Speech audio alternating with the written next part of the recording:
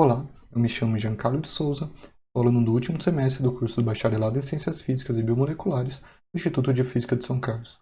Eu vou falar sobre meu projeto de iniciação científica denominado Mapeamento de Funções Metabólicas em Células de Câncer e Saudáveis, com enfoque no estudo da concentração e fração livre de NADH, taxa redox e colocalização de mitocôndrias. Nesse trabalho, eu fui orientado pela professora doutora Cristina Kodash e pelo doutor Renan Romano. Contextualizando, entender o que diferencia uma célula saudável para uma célula de lesão é de suma importância para o desenvolvimento de novas técnicas de diagnóstico para doenças como câncer de pele, por exemplo. Atualmente, esse diagnóstico é feito através da biópsia, que envolve a remoção de parte dessa lesão para estudo laboratorial. Porém, essa remoção pode ser complicada se essa lesão estiver numa região sensível do corpo. Então, o desenvolvimento de novas técnicas menos invasivas é de suma importância.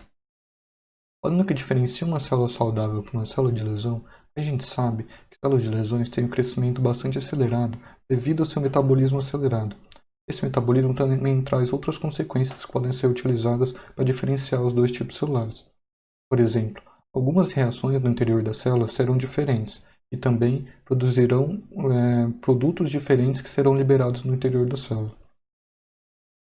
Isso faz, vai fazer com que a célula tenha alguma mudança bioquímica em seu interior e perca alguma de suas sinalizações de controle celular, o que faz com que esse crescimento, além de acelerado, ele seja desordenado e traga para a célula uma forma assimétrica, geralmente, diferente da célula saudável.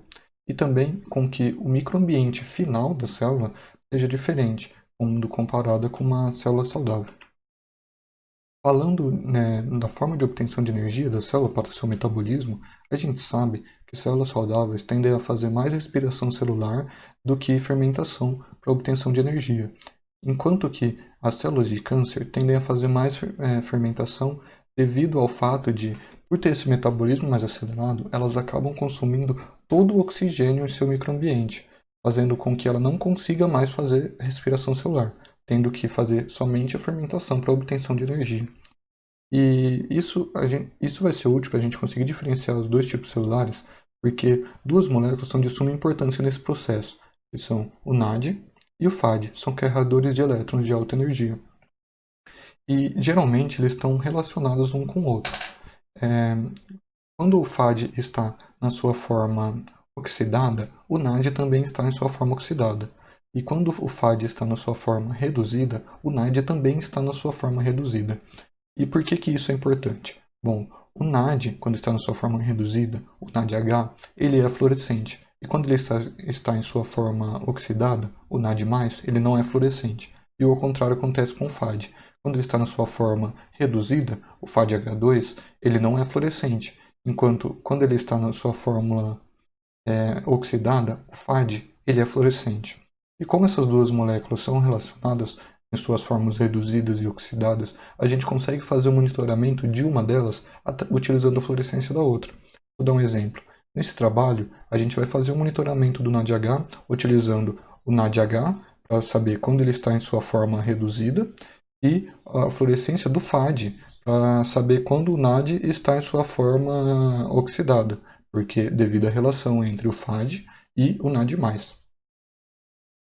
E por que que isso é importante? Bom, a gente consegue ver nessa imagem que quando a célula faz mais respiração celular, ela vai utilizar o NAD na sua forma oxidada e liberar na célula o NAD na sua forma reduzida, o NADH. Então, se ela faz mais respiração celular do que fermentação, a gente espera encontrar no interior da célula mais moléculas de NADH do que de NAD+. Então, a gente espera encontrar mais a fluorescência do NADH do que a fluorescência do FAD. E o ao contrário acontece na fermentação.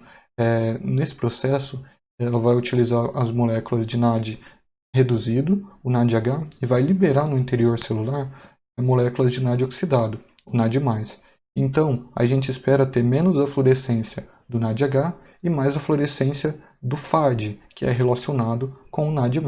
E a gente vai utilizar disso para fazer medidas de fluorescência e tentar quantificar cada cada estado do metabolismo celular. Se ele está num estado mais acelerado, a ponto de fazer mais fermentação do que respiração, ou se ele está num estado menos acelerado, fazendo mais respiração do que fermentação.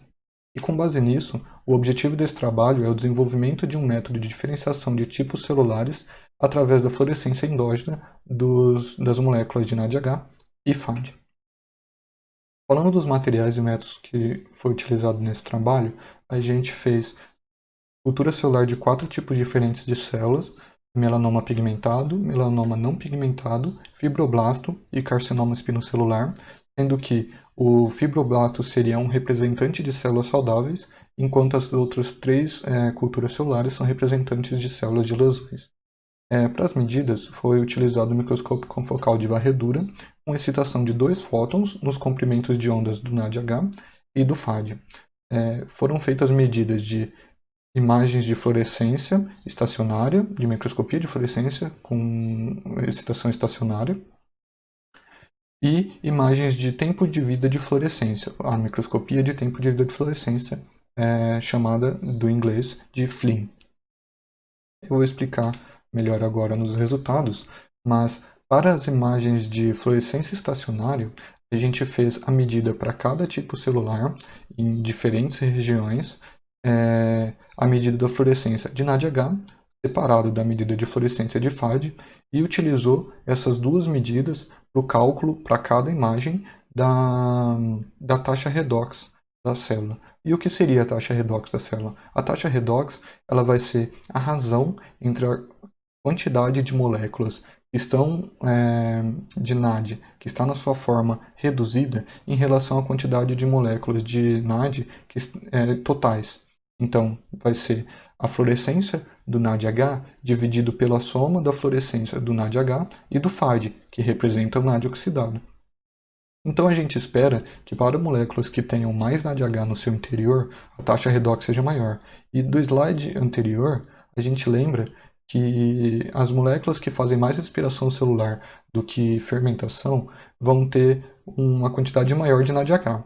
Então a gente espera que a taxa redox seja maior quando comparadas a células que tenham menos NADH no seu interior, que são as células que fazem mais fermentações. Isso a gente consegue observar nessas imagens. A gente vai ter que a taxa redox, na última linha, para as células de fibroblastos, é muito maior do que quando comparado com as células de lesões. Mas isso vai ficar um pouco melhor exemplificado aqui nesse gráfico à esquerda. Esse gráfico ele é feito através da medida pixel a pixel da taxa redox calculada com as imagens para cada uma das regiões de células que a gente mediu, e separado por tipos celulares. A gente consegue observar claramente já pelo gráfico que houve uma redução grande entre a mediana, o valor provável, do valor de taxa redox das células de fibroblasto quando comparadas com as células de lesões. Porém, não há uma redução muito quantificativa, ou seja, uma diferenciação quantificativa entre os tipos de lesões, fazendo com que a taxa redox possa ser bastante útil para diferenciar se uma célula é de lesão ou se ela é uma célula saudável, mas não muito útil para diferenciar entre os tipos de lesões. Isso fica bastante exemplificado na tabela direita. Ali na última coluna, a gente tem a redução média do valor da mediana quando comparado para células saudáveis. Então, para as células de carcinoma, o SCC25, a gente tem uma redução de 33,7%, enquanto para as células de melanoma pigmentado e não pigmentado, uma redução de 50% e 53%, respectivamente. E aí a gente consegue ver que, mais explicitamente, que ela é bastante útil para diferenciar se uma célula é de lesão ou não, mas ali no caso do melanoma pigmentado para não pigmentado, a gente não consegue ter uma diferença quantificativa, tipo uma significativa diferença para que a gente consiga saber se uma célula seria melanoma pigmentado ou não pigmentado. Agora, para as imagens de tempo de vida de fluorescência, a gente também calculou o valor pixel a pixel do tempo médio de vida de fluorescência para cada tipo celular. Isso está representado no gráfico à esquerda. E a gente consegue ver, já pelo gráfico, que a diferenciação do valor médio não é muito grande. Isso também fica explícito na tabela direita, em que a gente tem na última coluna o valor médio de tempo de vida de fluorescência. Porém, quando a gente faz o ajuste do decaimento de fluorescência para um decaimento biexponencial e a gente tira os parâmetros desse decaimento, sendo os pesos A1 referente ao tempo de decaimento tal 1 e o peso A2 referente ao tempo de decaimento tal 2, a gente consegue observar que esses parâmetros são diferentes entre si. E por que isso acontece? Bom, o tempo de vida de fluorescência ele vai analisar não somente a fluorescência da célula, não somente a emissão de fluorescência dela, mas ela vai analisar por quanto tempo ela consegue fazer essa emissão, quanto tempo essa emissão demora para ocorrer. E isso está intrinsecamente relacionado com o microambiente no qual aquela molécula está introduzida. Ou seja, se ela estiver numa forma ligada, por exemplo, ela vai ter um tempo de vida menor do que se ela estiver numa forma livre, não ligada em nenhuma outra molécula. E com isso, a gente consegue fazer uma diferenciação do microambiente de diferentes tipos celulares. E a gente consegue utilizar esses parâmetros para diferenciar dentre os tipos de lesões. Vou dar um exemplo melhor. Entre a célula de carcinoma, a célula de melanoma pigmentado e não pigmentado, a gente consegue utilizar o A2, por exemplo, para fazer uma diferenciação quantificativa entre elas. Mas não consegue utilizar o A2 para diferenciar as células de fibroblastos das células de carcinoma. E então, a gente consegue utilizar todos esses parâmetros para fazer uma classificação junto com a taxa redox para a diferenciação de diferentes tipos de célula, diferentes tipos de célula. E passando para as conclusões, então a gente conseguiu ver que a taxa redox é bastante útil para a diferenciação entre tipos de células de lesões e células saudáveis. Ela só consegue diferenciar se uma célula é lesão ou se ela é uma célula saudável, devido a que ela vai analisar esse metabolismo celular em si. Enquanto que o Flynn, as imagens de tempo de vida de fluorescência, consegue uma boa diferenciação entre os tipos de lesões, devido a essa análise do microambiente na região da molécula que ela faz a medida de fluorescência. Então, a ideia é utilizar as duas técnicas em conjunto para fazer uma diferenciação, tanto se a célula é de lesão e saudável, quanto se a célula é de tipos diferentes de lesões e tentar talvez classificar na hora de fazer uma medida para qual tipo de lesão ela mais se parece. E eu gostaria de agradecer ao Instituto de Física de São Carlos, à Universidade de São Paulo, também ao Centro de Estudos de Pesquisa em Ótica e Fotônica, o CEPOF, e ao Grupo de Biofotônica, no qual eu fiz todas as pesquisas e todas as medidas. Também gostaria de agradecer às empresas de fomento. Obrigado e fico à disposição para qualquer dúvida.